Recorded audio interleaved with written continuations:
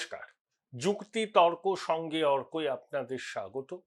আপনাদের সঙ্গে আমি অর্কপ্রভ সরকার। দেখুন, হরিশ্চন্দ্র শৈব্যা ছবিতে কিশোর কুমারের একটা গান ছিল, দ্রামাদ্রিমি দ্রিমি তাদ্রিমি তাদ্রিমি আসিছে প্রলয় ভয়ঙ্কর, জননী চলেছে সন্তান ও শোকে, কে আছে ধরণী রক্ষা করো।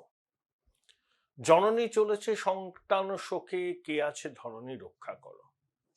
তিলোত্তমার মা সন্তান ও শোকে মানুষের দরজায় দরজায় যাচ্ছেন পানিহাটিতে। আমি আগেও বলেছি, আজকে আরো একবার বলছি, দলমত নির্বিশেষে সংকীর্ণ রাজনীতির ঊর্ধ্বে উঠে তিলোত্তমার বিচারের জন্য যে মা আজ আপনাদের দরজায় গিয়ে আপনাদের সমর্থন আশীর্বাদ চাইছেন, তাকে অন্তত এবার নিরাশ করবেন না, এই অনুরোধটুকু আমি রাখলাম। কিন্তু কেন আমি এই শিরোনামটা দিয়েছি, আসছে প্রলয় ভয়ঙ্কর, সেটাই বলবো আপনাদের। তার আগে আপনাদের কাছে স্বনির্বন্ধ অনুরোধ, চ্যানেল সাবস্ক্রাইব করবেন এবং থ্যাঙ্কস বাটনে ক্লিক করতে ভুলবেন না। দেখুন, নির্বাচন কমিশন ভোটের নির্ঘণ্ট ঘোষণার পরপরই এমন কতগুলো পদক্ষেপ নিয়েছিল যাতে নবান্নের অন্দরে কার্যত আলোড়ন পড়ে গিয়েছিল, নবান্ন আন্দোলিত হয়ে গিয়েছিল। মুখ্য সচিব, স্বরাষ্ট্র সচিব, রাজ্য পুলিশের ডিজি, কলকাতা পুলিশের কমিশনার, 3 জন ডিআইজি, কয়েকজন পুলিশ সুপার, জেলা শাসককে বদলি করা, তাদেরকে অন্য রাজ্যে পর্যবেক্ষক হিসাবে পাঠিয়ে দেওয়া, এসব তো চলছিলই। তারপর শুরু হলো রিটার্নিং অফিসারের বদল এবং 29শে মার্চ কমিশন দিল মোক্ষম ধাক্কা। রাজ্য পুলিশের 142 জন এবং কলকাতা পুলিশের 31 জন ওসি আইসি কে তারা বদল করলো। ধরুন, একজন দায়িত্বে ছিলেন হুগলির কোনো থানায়, তাকে পাঠিয়ে দেওয়া হয়েছে কুচবিহারে। রিপ্লেসমেন্ট করতে গিয়ে এসছে সাইবার ক্রাইম সেকশন থেকে, এসছে ট্রাফিক থেকে, এসছে। অর্থাৎ কমিশন যাদের যাদের বদলি করেছে তাদের সম্পর্কে সুনির্দিষ্ট খবরাখবর নিয়ে বদলি করেছে। এরা পদে থাকলে নির্বাচন প্রক্রিয়ায় পক্ষপাতের অভিযোগ উঠত, সেই জন্য কমিশন তাদের বদল করেছে এবং 83 জন বিডিওকে বদল করেছে। এরা এই আরো অ্যাসিস্ট্যান্ট রিটার্নিং অফিসার, ভোটে খুব গুরুত্বপূর্ণ ভূমিকা এদের। তার মধ্যে ফলতার সেই বিতর্কিত বিডিও শানু বক্সিও রয়েছেন। কিন্তু অর্থাৎ কমিশন কিন্তু এবার স্পষ্ট করে দিয়েছে যে কোনো অবস্থাতে কোন রকম গাফিলতি বরদাস্ত করবে না। 3 জন সেন্ট্রাল ফোর্সের জওয়ান ওই বীরভূমে কোথাও তৃণমূলের পার্টি অফিসে ক্যারাম খেলা চলছিল, তাদের ক্যারাম খেলতে ঢুকে বলেছিলেন, খবর এসছে, ছবি ভাইরাল হয়েছে, সাসপেন্ড। 360 ডিগ্রি নজরদারি হবে ভোটে, ভিতরে সিসিটিভি, বাইরে সিসিটিভি। তারপরে যেগুলো আপনার এরিয়া ডমিনেন্সের জন্য যে গাড়িগুলো ব্যবহার করা হয়, তাতে 360 ডিগ্রি ক্যামেরা, প্রত্যেকটা বুথে ওয়েবকাস্টিং। আগে কি হতো, বুথ জ্যাম হলো, বুথে ছাপ্পা হলো, তখন পুনরায় ভোট হতো। এবার কিন্তু এলাকায় কোথাও মানুষকে ভোট দিতে বাধা দিলে পরেই পুনরায় ভোট হবে। দক্ষিণ 24 পরগনার বিস্তীর্ণ অঞ্চলে সনাতনীদের ভোট দিতে দেয়া হয় না, বারে বারে এই অভিযোগ উঠেছে। এবার কিন্তু সেই বেয়াদপি কমিশন সহ্য করবে না, দেখে নেবেন, করবে না। সামান্য অভিযোগ উঠলে কিন্তু পুনরায় ভোট হবে এবং আধা সামরিক বাহিনী দিয়ে ছেয়ে ফেলা হবে। কারণ আগেও আধা সামরিক বাহিনী এসছে, ভারী বুটের আওয়াজ শোনা গেছে, কিন্তু মানুষ ততটা আশ্বস্ত হয়নি, মানুষের মন থেকে ভয় কাটেনি। আধা সামরিক বাহিনীর জওয়ানদের ভোটের আগের দিন নানাভাবে প্রলুব্ধ করে অনেককেই ঠুঠো জগন্নাথে পরিণত করে রাখা হতো, সেই অভিযোগ বারবার উঠেছে। তাই কমিশন যে বার্তাগুলো দিচ্ছে, ক্যারাম খেলেছো তৃণমূল অফিসে গিয়ে তোমার দায়িত্ব নয়, ভোটের সময় তৃণমূল অফিসে গিয়ে ক্যারাম খেলা সাসপেন্ড। আগেও এরকম 7 জন কেন্দ্রীয় বাহিনীর জওয়ানকে সাসপেন্ড করা হয়েছিল, তারা ওই ইফতারের কোন অনুষ্ঠানে যোগ দিয়েছিলেন। অর্থাৎ কমিশন আধা সামরিক বাহিনীর সর্বস্তরে, রাজ্য প্রশাসনের সর্বস্তরে একটা স্পষ্ট বার্তা দিয়ে দিচ্ছে, আগে যা হয়েছে হয়েছে, এবার কিন্তু আগের মতো কিছু হবে না। প্রতিটা মুহূর্ত নজরবন্দি আছেন সবাই, প্রশাসনের আধিকারিকরা, আধা সামরিক বাহিনী, পুলিশ। উৎসবের মেজাজে ভোট করতে হলে এই পদক্ষেপগুলো ভীষণ জরুরি। তৃণমূল নানা রকম অভিযোগ করছে, কোন পর্যবেক্ষকের বাবা, স্ত্রী, কোন রাজনৈতিক দলের সদস্য, তাই তাদের নিরপেক্ষতা বিঘ্নিত হবে। আচ্ছা, আমাদের ওই লাভলি মৈত্রর হাজবেন্ড তো পুলিশের উচ্চ পদে আছে, কমিশন তো তাকে সরায়নি। কি করে বলছে তৃণমূল? তাহলে লাভলি মৈত্রর স্বামী যদি পুলিশের গুরুত্বপূর্ণ পদে এখনো থাকেন, তিনি তৃণমূলের প্রার্থী, সেখানে কমিশন কিছু বলেনি। আর কোথায় কোন পর্যবেক্ষক, তার শ্বশুর বাড়ি, তার বাবা কোন রাজনৈতিক দলের সঙ্গে যুক্ত, কেউ জেডিইউ, কেউ বিজেপি, তাতে কি এসে যায়? তাহলে পারিবারিক পরিচয় এখানে কেন অগ্রাধিকার পাবে? একজন আইএস, একজন আইপিএস অফিসার, তিনি তার দায়িত্ব পালন করবেন, কমিশনের ডেপুটেশনে আছেন। তার পরিবারের সদস্যরা কি করবেন, কি রাজনীতি করেন বা কি করেন না, তার দায়িত্ব কি সেই আধিকারিকের উপর বর্তায়, নাকি কমিশন এরকম ভাবে প্রত্যেকের হিস্ট্রি জিওগ্রাফি খুঁজে দেখবে যে অমুক আধিকারিকের শ্বশুর মশাই জেডিইউ এর নেতা, অমুক আধিকারিকের বাবা বিজেপির নেতা, তাকে রাখা যাবে না? এটা তো হতে পারে না, এটা তো হতে পারে না। অক্ষম যুক্তি, আর্তনাদ, ভয়ের আর্তনাদ। এরকম ভোট পশ্চিমবঙ্গের মানুষ দেখেনি, যেটা এবার দেখবে।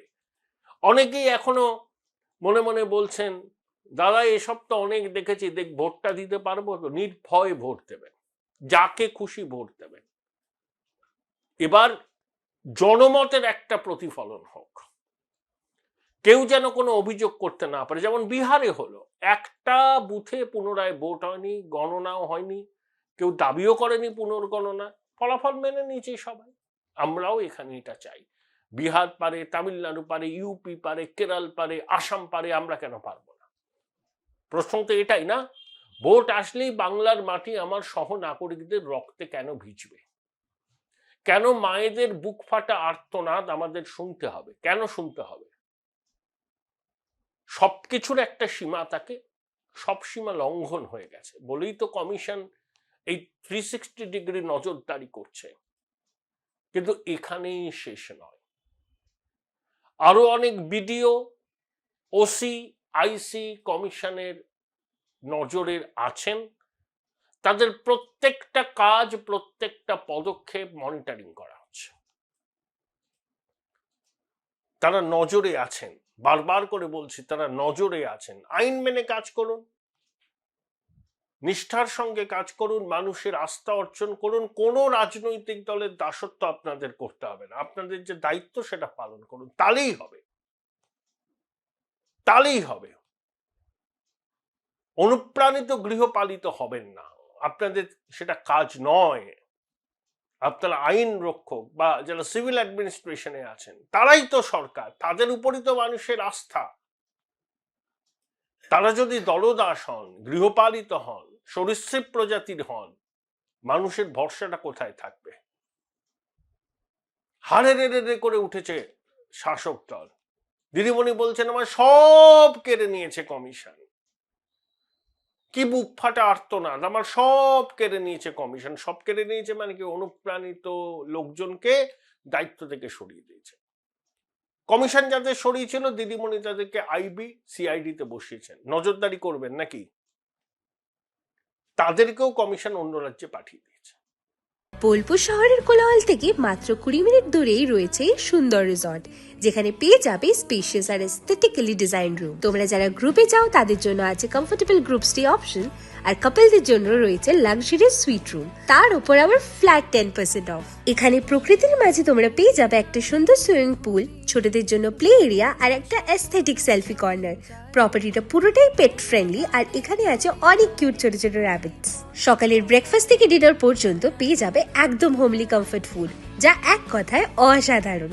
বেঙ্গলি কুইজাইনের সাথে সাথে পেয়ে যাবে চাইনিজ আর নর্থ ইন্ডিয়ান অপশন। বিকেলে বনফায়ারের আলো, বন্ধুদের সাথে আড্ডা আর খোলা আকাশের নিচে গ্রাম বাংলার হাওয়া, পুরোটাই এক অপরূপ অনুভব। তাহলে বলো তোমরা কবে প্ল্যান করছো এই পিসফুল এসকেপটা? And don't forget to follow miss cupcake for more such travel updates. অর্থাৎ একজন ছিলেন ধরুন হুগলির কোন একটা থানায়, সে চলে গেল কুচবিহারে যে ছিল সে চলে এলো কলকাতায়। একেবারে যে নেটওয়ার্কটা ক্যামাক স্ট্রিট এবং কালীঘাট তৈরি করেছিল দীর্ঘদিন ধরে, সেই নেটওয়ার্কটা গোড়া থেকে উপড়ে ফেলতে চাইছে কমিশন। একটাই লক্ষ্য, যে ভোটটা নির্বিঘ্নে হোক, অবাধে হোক, গণতন্ত্রের উৎসবে মানুষ সামিল হন। এটাই তো আমাদের চাহিদা, আর তো কিছু নেই। এই যে শান্তনু সিনহা বিশ্বাস 10 বছর কালীঘাট থানার ওসি ছিলেন, এসিও রিটায়ার করেছেন, তারপরে এখন স্পেশাল ব্রাঞ্চে আছেন, খুব আস্থাভাজন কালীঘাট ক্যামাক স্ট্রিটে। 6 এপ্রিল তাকে তলব করেছে কয়লা পাচার মামলায় প্রবর্তন ভবনে দিল্লিতে 11:30টার সময়। সব নথি টথি নিয়ে আসতে হবে। ওই যে পুলিশ ওয়েলফেয়ার অ্যাসোসিয়েশনের মাথা তিনি প্রকাশ্যে বলছেন চতুর্থবারের জন্য মুখ্যমন্ত্রী হিসেবে মমতা বন্দ্যোপাধ্যায়কে দেখতে চায়। এই পুলিশ ওয়েলফেয়ার অ্যাসোসিয়েশনের মাধ্যমেও শাসক দল পুলিশের উপর নিয়ন্ত্রণ কায়েম করে। কি করে আপনি বলেন একজন পুলিশের আধিকারিক হিসাবে প্রকাশ্যে আপনি বলছেন চতুর্থবারের জন্য মুখ্যমন্ত্রী হিসাবে মমতা বন্দ্যোপাধ্যায়কে দেখতে চাই? তাহলে আপনার তো নিরপেক্ষতা বলে আর কিছু রইল না।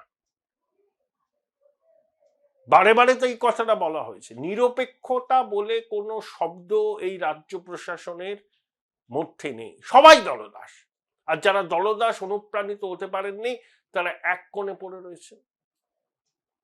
যারা অনুপ্রাণিত, কেউ কেউ গৃহপালিত, যাদের মেরুদণ্ড বলে কিছু নেই, তারা 14 তলার সুনজরে দারুণ দারুণ পোস্টিং পাচ্ছেন। দিদিমণি কি চান সাংবিধানিক প্রতিষ্ঠানের মাথায় রাজীবা সিনহার মতো অনুপ্রাণিত লোক বসুক?